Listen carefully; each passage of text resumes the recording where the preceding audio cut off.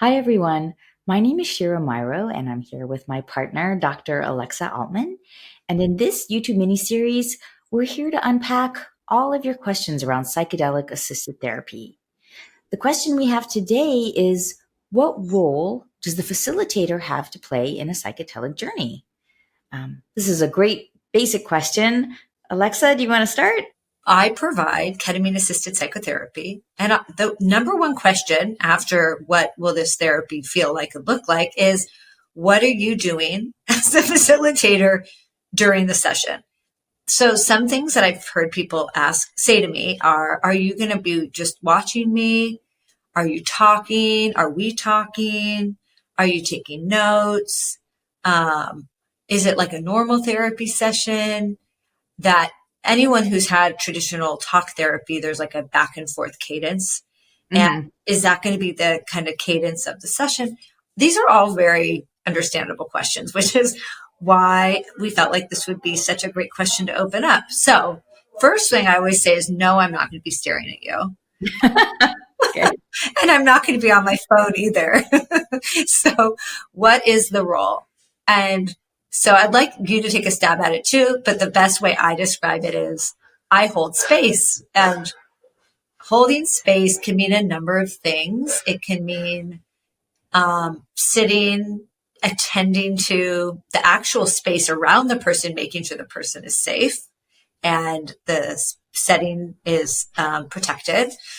But holding space also means sitting with whatever might be arising within the other person and not necessarily jumping in to fix, put words to it, try to unpack it, help a person understand it. Oftentimes, holding space is just allowing the person to have the experience and being a witness to that experience. That being said, feels like a lot of words. Shira, what's your take on one of many roles? That's one role, but Well, I think you said it beautifully, and it really is the essential role, which is when you're holding space, you are being present with whatever surfaces in the medicine experience. And to some degree, it's a secondary role, while the essential protective component is there, right? You're literally holding the space for the field of the medicine. And I think what we alluded to in the past was each person's inner healing intelligence, their wisdom. So you might say the ketamine or the medicine is the primary medicine that is activating the healing inner intelligence inside the patient or the client. And the facilitator holds that space. Sometimes they'll take notes or sometimes there'll be a recording, but in the session itself, that's what I see as our role, to create a kind of bubble around that experience. And then processing, interpreting, making meaning of that all comes later in an integration. right. Sometimes people will have an iFold on, right? Or they'll be listening to music. So as the facilitator, you're not present visually for them and they are listening to music, not always, but sometimes. So, the sense is like, oh, but somebody, even if we're not using words, is witnessing what's happening. And, as a facilitator, I don't have the experience of needing a person to tell me everything that's going on, to feel big shifts happening or, bubbles of emotion, welling up inside of a person, or sometimes there'll be big gestures that happen. And even if I don't know all of the story of what's going on, you can absolutely feel and see and notice that there's a lot happening for the other person. So if we're not always using our words and we're holding space, what do you think is the biggest impact of a facilitator being present and being a witness for a person on the medicine? What do you think is most significant about it? I mean, obviously safety is the first is the first thing that comes to mind, because you're dealing with non-ordinary states. You're dealing with uh, fields of perception that can go deep into the unconscious or into the transpersonal and the psychedelic.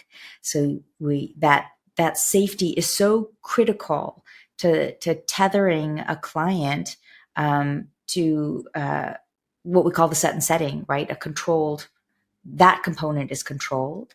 And that way the focus can really be on the inner work that they're exploring and unpacking. And I would say, in addition to the session, and you might say, well, what are the other roles that a facilitator plays? I don't know if you want to speak to, right, the preparation, the intake, and also the integration, because those are also other aspects. Right. We were just talking about the journey itself, and people can also refer to our other videos where we talk about the importance of an intake, the importance which happens before, and the importance of the integration that happens after. Right. That the facilitator is walking through an entire process with the person from beginning, middle, and end of the psychedelic experience. The journey is just one small piece. We talk about that a lot. I think too, what you alluded to with safety, a lot of people seeking this kind of therapy have had insecure or very frightening, thus insecure, early attachment relationships, creating lots of problems in a person's life around trust and intimacy and emotional stability. That I think an important factor of what a facilitator offers is a secure other in a room, and especially witnessing something that might be difficult for a person. Just having that steady presence. Some people haven't really had that, especially if they're touching on very old memories or injuries, right? That, similar to what you'd have in traditional psychotherapy. But we talk about this a lot in psychedelic assisted therapy. Everything's amplified. So you have somebody like even a little bit more vulnerable. So the facilitator and the trust and security of that connection feels amplified too in many ways. Yeah, like a secure, I kind of think of it as a secure tether or an anchor. So Alexa, tell us about the distinction between a shaman, a guide, and a facilitator. Are they interchangeable? Are they the same thing?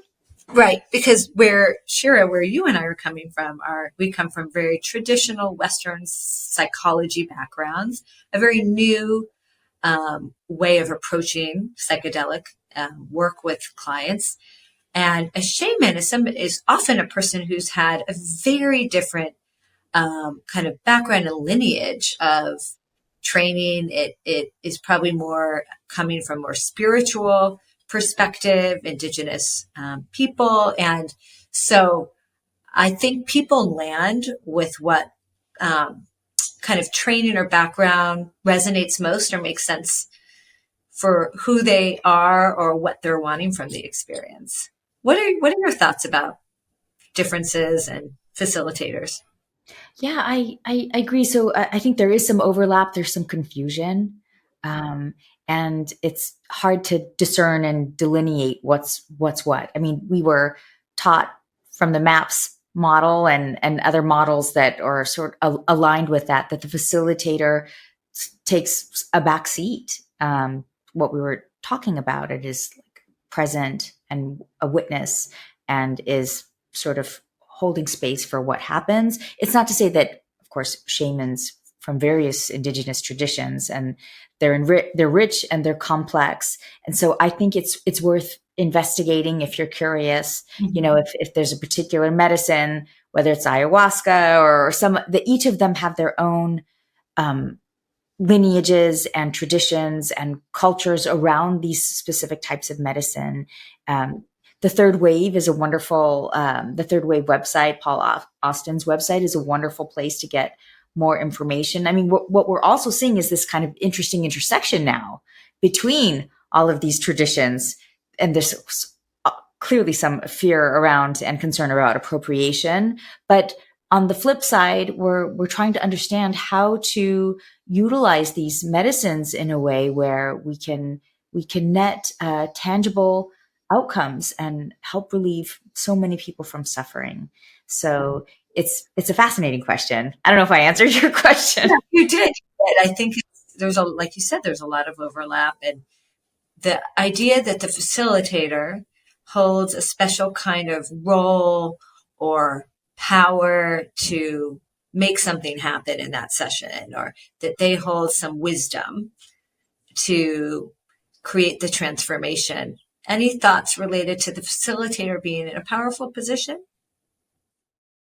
It's a complex question because I think when we think about shamans and guides, that's the implication, right? That's the association that they've they've had so much experience in these other non-ordinary states, or so much wisdom, or they know something, they can see something, they can help us through something.